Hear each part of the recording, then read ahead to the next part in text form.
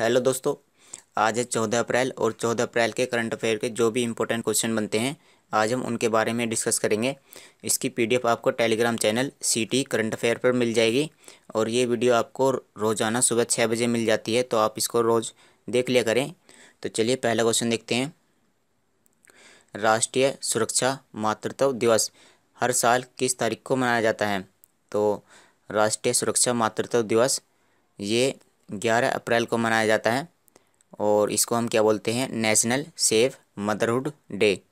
तो ये 11 अप्रैल को मनाया जाता है। 11 अप्रैल को कस्तूरबा गांधी जो गांधी जी की पत्नी थी, उन्हीं के जन्मदिन पर ये हर साल मनाया जाता है। तो ये जो है ये कस्तूरबा गांधी हैं और ये मोहनदास करमचंद गांधी की पत्नी है।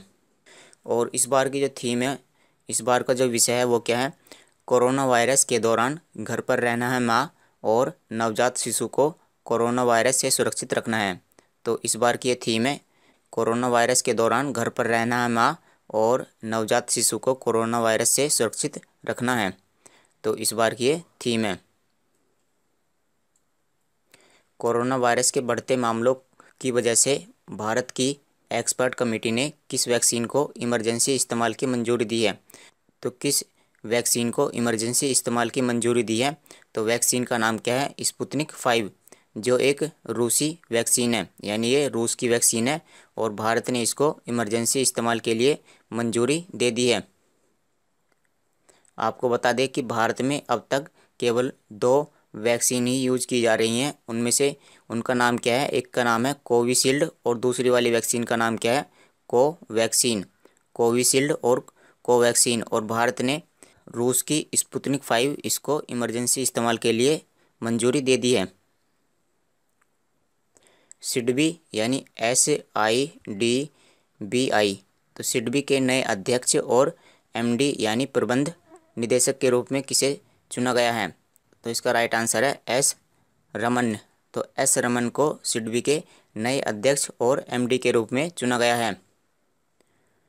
तो इनका जो कार्यकाल है वो 3 वर्ष का होगा। तो चलिए सिडबी के बारे में जान लेते हैं।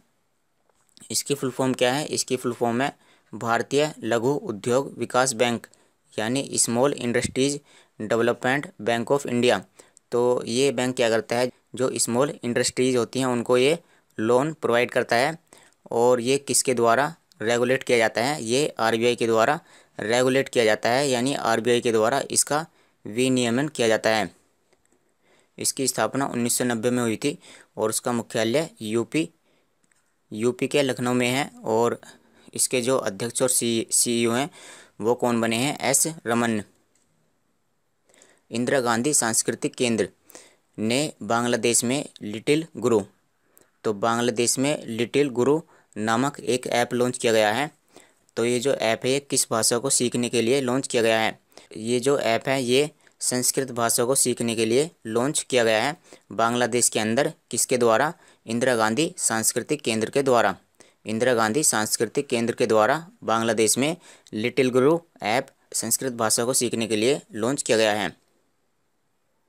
और इसमें आसानी से हम संस्कृत भाषा सीख सकते हैं। इसमें जो संस्कृत भाषा है वो खेल के माध्यम से, प्रतियोगिता के माध्यम से, यानी आप इसमें टेस्ट दे सकते हो और पुरस्कार के माध्यम से आप संस्कृत इसमें सीख पाओगे। भारत के मुख्य चुनाव आयुक्त के रूप में किसे चुना गया है? तो मुख्य चुनाव आयुक्त के रूप में किसको चुना गया है? तो इनका नाम है सुशील चंद्रा। सुशील चंद्रा को मुख्य चुनाव आयुक्त के रूप में चुना गया है। और इनको जो चुना गया है वो किसके द्वारा चुना गया है? इनको राष्ट्रपति जी के द्वारा चुना गया है। बाफ्टा 2021 में निम्नलिखित में से किसने सर्वश्रेष्ठ अभिनेत्री का पुरस्कार जीता है? तो सर्वश्रेष्ठ अभिनेत्री का पुरस्कार किसने जीता है बाफ्टा 2021 में? ये जो पुरस्कार है बाफ्टा, ये किसके द्वारा दिया जाता है? ये पुरस्कार बाफ्टा के ही द्वारा दिया जाता है। यानी बाफ्टा क्या है, इसकी फुल फॉर्म हम जान लेते हैं। बाफ्टा की फुल फॉर्म है, जैसे ये अंग्रेजी में किस तरह से लिखा जाएगा, BAFTA। तो इसकी फुल फॉर्म है ब्रिटिश अकेडमी ऑफ, F का मतलब यहाँ पर क्या है, फिल्म, और T का मतलब है टेलीविज़न, और A का मतलब है आर्ट्स। तो British academy of film and television art. तो इसके द्वारा ये बाफ्टा पुरस्कार दिया जाता है और ये ब्रिटिश और अंतर्राष्ट्रीय फिल्मों के लिए दिया जाता है। क्योंकि ये एक ब्रिटिश संस्थान है तो ये ब्रिटिश फिल्मों और अंतर्राष्ट्रीय फिल्मों के लिए दिया जाता है। तो सर्वश्रेष्ठ अभिनेत्री का पुरस्कार किसको मिला है? ये मिला है फ्रांसेस मैकडोरमैंड। Française McDormand. चलिए, सबसे बेहतरीन फिल्म का पुरस्कार किसको मिला है? सबसे बेहतरीन जो इसमें फिल्म है वो मिला है नोमैडलैंड और इस फिल्म ने 4 पुरस्कार जीते हैं।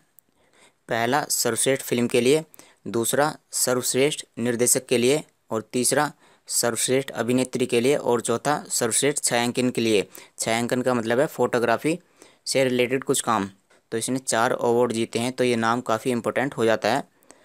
बाकी पुरस्कार के बारे में भी जान लेते हैं। जैसे सबसे बढ़िया फिल्म कौन सी है? सर्वश्रेष्ठ फिल्म तो वो है नोमैडलैंड। और सर्वश्रेष्ठ ब्रिटिश फिल्म कौन सी है? Promising young women. तो ये सबसे बेहतरीन सबसे बढ़िया ब्रिटिश फिल्म है। और सबसे अच्छा निर्देशक किसका किया है? जो सबसे बढ़िया डायरेक्टर हैं वो कौन है? क्लो झाओ। और सबसे बढ़िया अभिनेत्री कौन है? Francis McDormand. और सबसे सर्वश्रेष्ठ अभिनेता कौन है? Anthony Hopkins. और ये इम्पोर्टेंट नहीं है ये वाले, ये तो सहायक अभिनेता और सहायक अभिनेत्री हैं। तो ये जो 5 नाम है ये काफ़ी इंपॉर्टेंट हैं। और इसमें सबसे ज़्यादा इम्पोर्टेंट कौन सा है? नोमैडलैंड, क्योंकि इसने 4 पुरस्कार जीते हैं। हाल ही में एक उष्णकटिबंधीय चक्रवात सैरोजा, तो सैरोजा किस देश के पश्चिमी तट से टकराया है? तो ये जो सैरोजा है ये ऑस्ट्रेलिया के पश्चिमी तट से टकराया है। ये यहाँ पर ऑस्ट्रेलिया के पश्चिमी तट से टकराया है। तो इसका राइट आंसर क्या है? ए, ऑस्ट्रेलिया। और जो इसकी स्पीड है वो कितनी है? 170 किलोमीटर प्रति घंटा।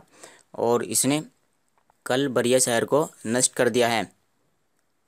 कौन सा देश मेगा मुक्त व्यापार समझौते की पुष्टि करने वाला पहला देश बन गया है?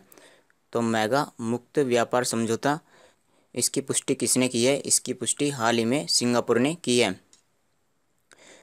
तो क्षेत्रीय व्यापक आर्थिक भागीदारी यानी RCEP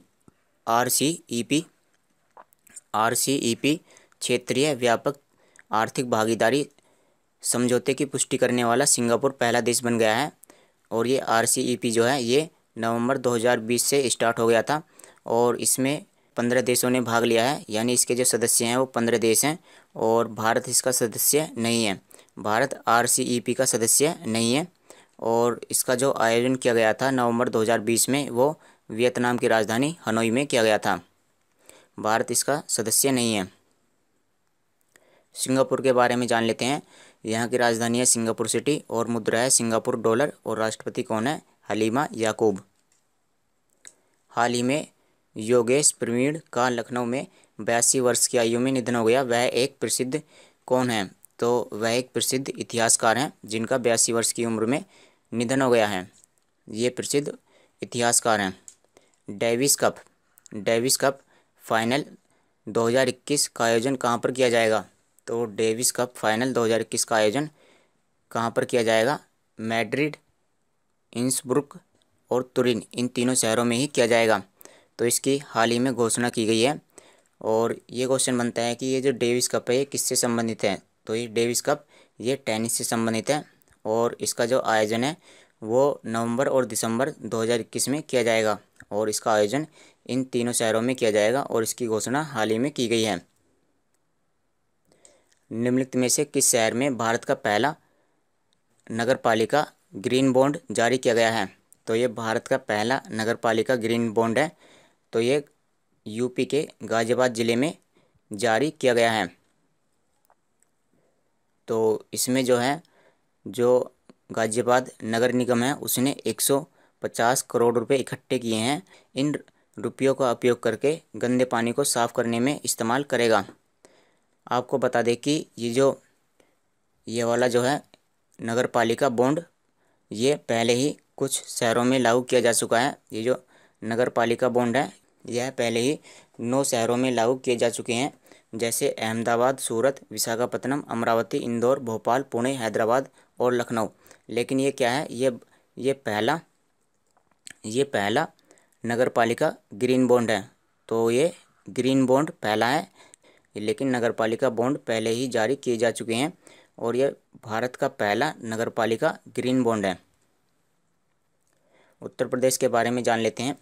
यहाँ की राजधानी क्या है? लखनऊ है। और यहाँ के मुख्यमंत्री योगी आदित्यनाथ और यहाँ के राज्यपाल हैं आनंदीबेन पटेल। यह 8 राज्यों के साथ अपनी बाउंड्री साझा करता है।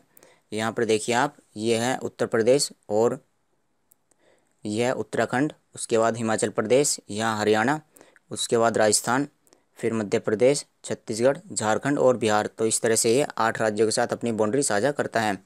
हाल ही में उत्तर प्रदेश में केला महोत्सव शुरू किया गया था केले के प्रमोशन के लिए, और यहाँ पर ARHC योजना भी लागू की गई थी, यानी सस्ती किराए पर आवास और परिसर की योजना। आवास और परिसर की योजना यानी यहाँ पर आवास प्रदान किया जाएगा सभी को। प्रधानमंत्री नरेंद्र मोदी ने रायसीना डायलॉग के कौन से संस्करण का उद्घाटन किया है? तो रायसीना डायलॉग के 6ठे संस्करण का उद्घाटन किया गया है प्रधानमंत्री नरेंद्र मोदी के द्वारा।